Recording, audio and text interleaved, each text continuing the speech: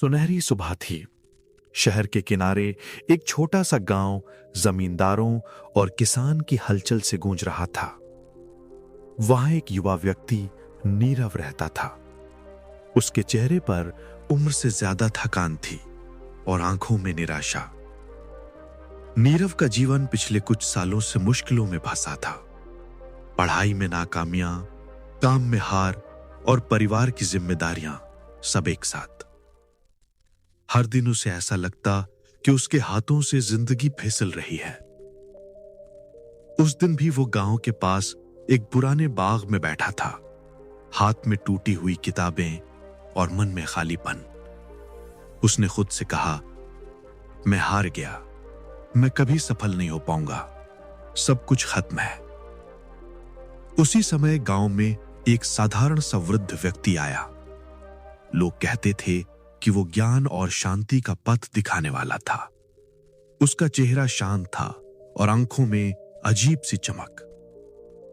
वो बुद्ध था। बुद्ध ने नीरव को देखा। नीरव के मन की पीड़ा देखकर वो धीरे से उसके पास आए। तुम व्याकुल क्यों हो बेटे? बुद्ध ने पूछा। नीरव ने हड़बड़ाते हुए कहा, भगवान, मैं हर जगह हार रहा हूं। पढ़ाई में, काम में, जीवन में मुझे कोई रास्ता नहीं दिखाई देता। मैं थक गया हूं, मैं टूट गया हूं। पहला पाठ, जीवन का लहरों जैसा होना। बुद्ध ने उसे पास के छोटे तालाब की ओर ले गए। पानी ठंडा और शांत था, लेकिन ऊपर हल्की हलचल थी। नीरव, देखो ये पानी कभी शांत, कभी लहरों में उछलता। जीवन भी ऐसा ही है। कुछ दिन सुख और सफलता से भरे होते हैं, कुछ दिन संघर्ष और हार से। पर पानी का स्वरूप स्थायी नहीं होता। कभी भी पानी स्थिर नहीं रहता और न ही जीवन की परेशानियां।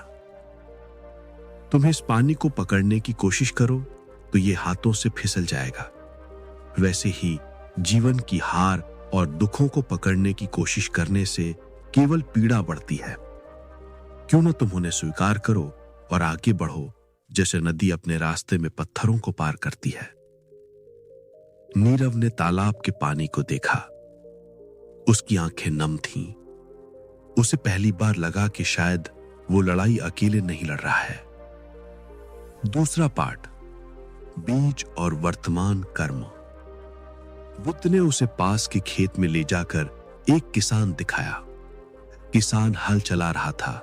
मिट्टी की खुशबू हवा में फैल रही थी। नीरव, ये किसान क्या सोच रहा है? बुद्ध ने पूछा। शायद अपने खेत की उपज के बारे में। नीरव ने कहा, क्या वो ये सोच रहा है कि बारिश होगी या नहीं? नहीं भगवान, वो बस हल चला रहा है। बुद्ध ने मुस्कुराते हुए कहा, ठीक है, देखो जीवन भी ऐसा ही है। भविष्य तुम्हारे हाथ में नहीं है, केवल आज का कर्म तुम्हारे हाथ में है। अगर तुम आज अपने बीज सही से बो तो कल का फल अपने आप आएगा।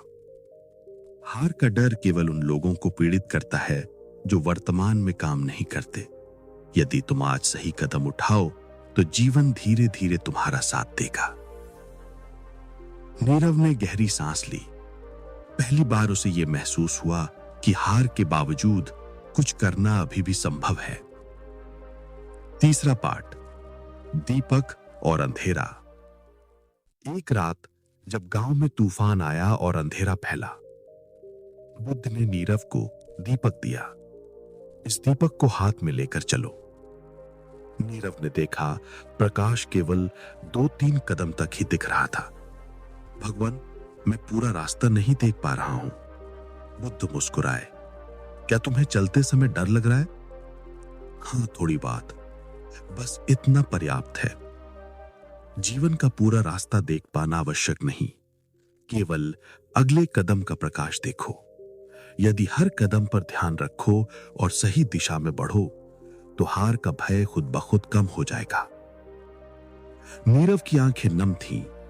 वो महसूस कर रहा था कि छोटे कदम भी जीवन को बदल सकते हैं। चौथा पाठ, मानसिक बदलाव और धैर्य। कुछ हफ्तों में नीरव ने बुद्ध के सुझाव अपनाए। जब भी हार का डर या जीवन की निराशा आती, वो गहरी सांस लेकर ध्यान में लौटता। अपने मन में हार को स्वीकार करता, लेकिन उसे पकड़कर अपनी ऊर्जा बर्बाद नहीं करता। छोटे छोटे कदम उठाता, पढ़ाई, काम, स्वास्थ्य और परिवार के लिए। धीरे धीरे उसका चेहरा बदल गया। वही युवा जो हर जगह हारता था, अब अपने छोटे प्रयासों में स्थिर और शांत दिखता। बुद्ध ने सभी शिष्यों के सामने कहा, देखो, नीरव ने समझ लिया कि हार केवल एक अनुभव है, एक क्षणिक बादल है। यदि तुम अपने कर्म में सच्चे हो तो हार का डर तुम्हें कभी नहीं रोक पाएगा। नीरव ने हाथ जोड़कर कहा, भगवान, मैंने अनुभव किया कि हार के डर को छोड़ना संभव है।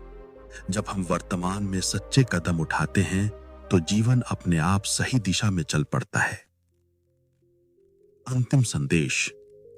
बुद्ध ने सभी शिष्यों से कहा, मनुष्य का सबसे बड़ा दुश्मन उसका भय है।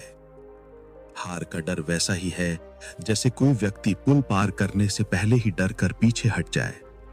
जीवन हमेशा अनिश्चित है और हार और सफलता केवल क्षणिक अनुभव हैं। यदि तुम वर्तमान में अपने कर्म को पूर्णता से करो, छोटे कदमों में भी ध्यान रखो, तो जीवन धीरे धीरे तुम्हारा साथ देगा।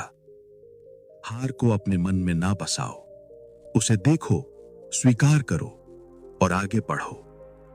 सच्चा विजेता वही है जो गिरकर भी उठता है, डर कर भी चलता है और वर्तमान में अपने प्रयास करता है। समापन दृश्य। सूरज ढल रहा था, गांव सुनहरी आभा में नहाया हुआ था। नीरव एक छोटे पहाड़ी रास्ते पर खड़ा था। उसका चेहरा शांत और आत्मविश्वासी था। उसने महसूस किया, हार केवल मन का भ्रम है। प्रयास और सही दिशा ही जीवन का वास्तविक प्रकाश है। उसने पहला कदम बढ़ाया और उसके पीछे बुद्ध मुस्कुराते हुए खड़े थे। नीरव अब जान गया था, जब भी जीवन हार देने लगे, साहस और कर्म के छोटे कदम ही रास्ता दिखाते हैं। डर को छोड़ो, आगे बढ़ो, यही सच्ची जीत है।